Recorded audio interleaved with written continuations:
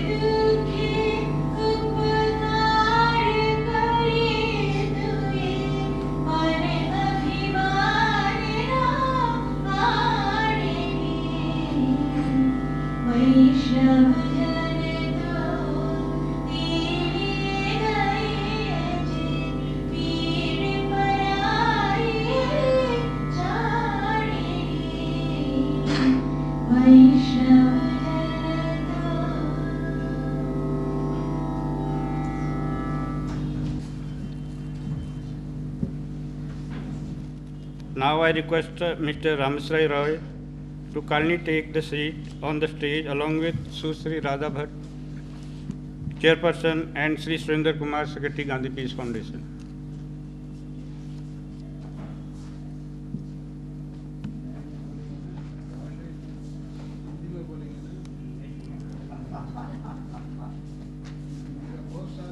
सुश्री राधा भट्ट जी से आग्रह है कि वो वक्ता का स्वागत करें. I request Sushri Radha Bhatt to honor the chief guest.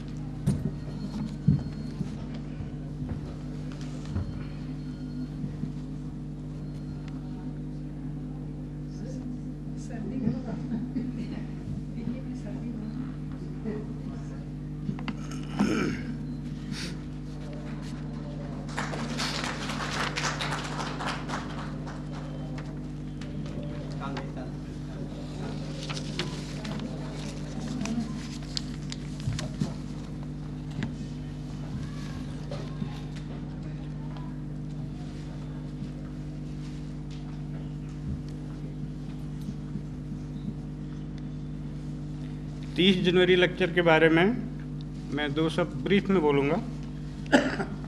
Gandhi piece foundation lecture series initiated in 1975.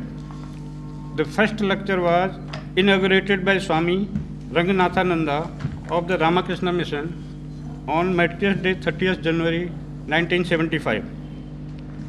Many eminent peoples like Lord Philip, His Holiness Dalai Lama, Dr. Homer Jack, Dr. Kamla Chaudhary, Sri L.C. Jain, Shri R.R. Diwakar, Shri Nani Palkhivala, professor Anand Kumar, Jawaharlal Nehru University, mister Sulag Srivastava, Shri Tushar Gandhi, grandson of Gandhi ji, professor Irfan Habib, professor Rajan Harshe, professor Geeta Dharampal, mister V.G. Verghese had graced the occasion.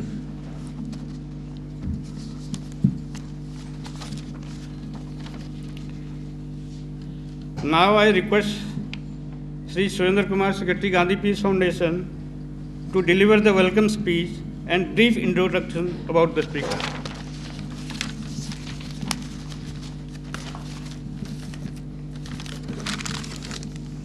Respected Chairperson, respected Chief Guest, Dr. Ramaswamy Rai ji, and distinguished gentlemen.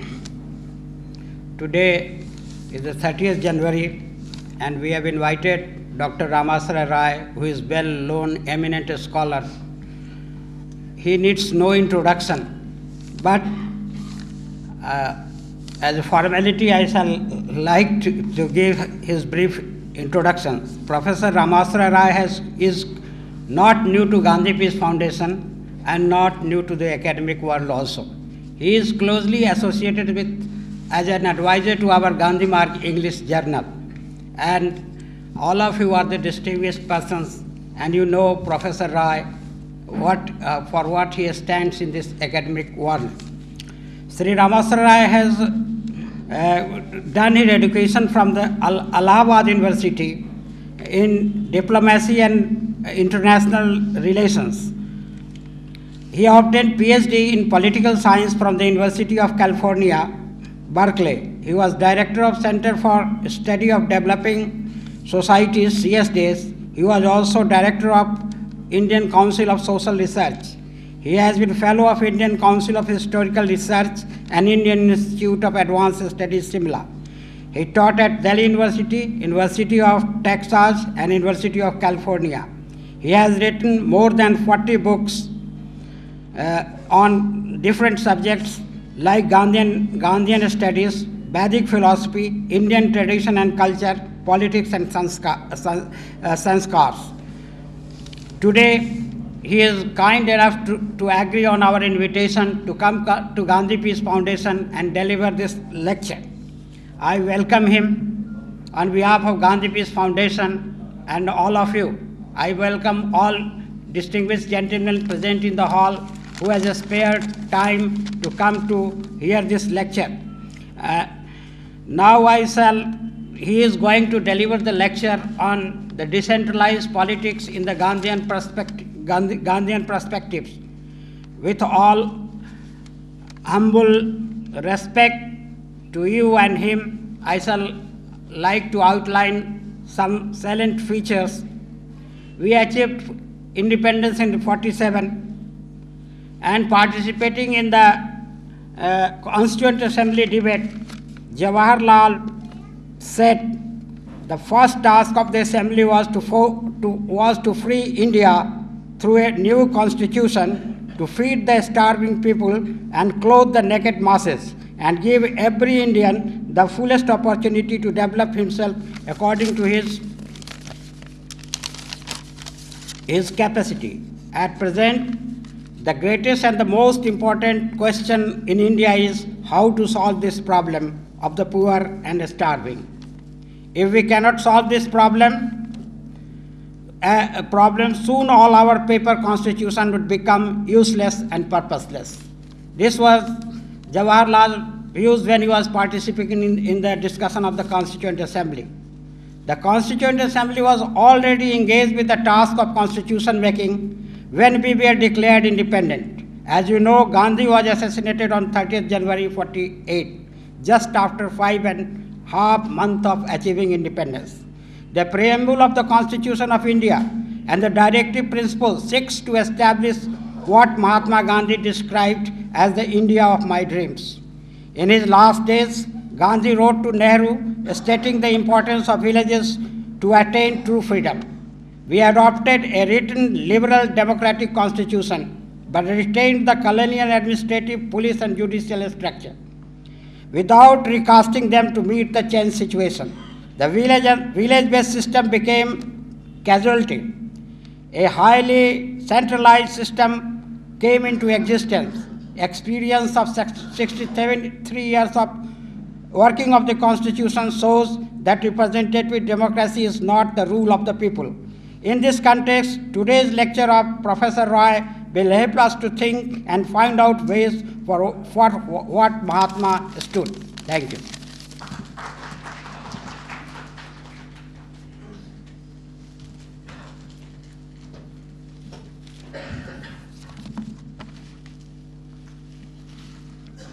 Now I request Sri Rameswar Roy to deliver the today's lecture on decentralized political order, the Gandhian perspective.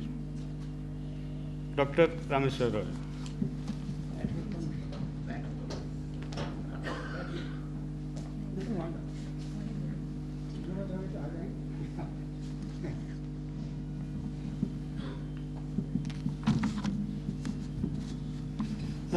Madam Chairman, Shri Srind Kumarji and friends, I am really very, very grateful to Gandhi Peace Foundation for giving me this opportunity to reaffirm my faith in Gandhi's teaching. I find myself very, very incompetent in comparison to speakers that have gone before me. I cannot compare myself with them either in wit or in wisdom. And yet, the responsibility has come, and I will bear that cheerfully.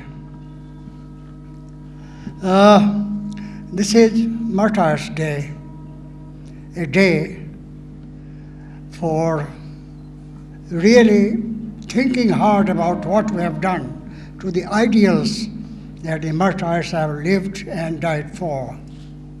And while thinking about it, a question arises. The question is, does Mahatma Gandhi deserve nothing more than 2 minutes of silence on a particular day and a barrage of words on the rest of the year? Actually, I am also adding to that barrage of words, because words are ineffective, lifeless, unless they are animated by the experience that made Gandhi what he was. But the question is important, and this question becomes specifically important when we think of the abuses perpetrated by what Edmund Burke used to say, artificial government. To quote him, "In vain you tell me that artificial government is good, but that I fall out only with its abuses.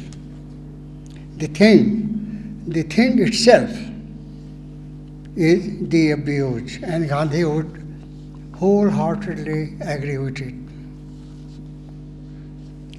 We do realize that the thing is sheer abuse, as our experience has shown in the last 2 or 3, 4 years. Its abuses testify to it. But we seem to be perplexed about how to deal with the abuses or the perpetrator of these abuses. But Mahatma Gandhi did have a suggestion to make, although it may sound too many as empty words. But this does not detract from the importance of his suggestion. And what I'm going to talk about is about this suggestion. To begin with, yearning for freedom lies deep in human psyche. However, this yearning is in most cases frustrated because of adverse circumstances. Even if this yearning is satisfied by snatching freedom out of the clutches of the alien ruler, it can either be suppressed or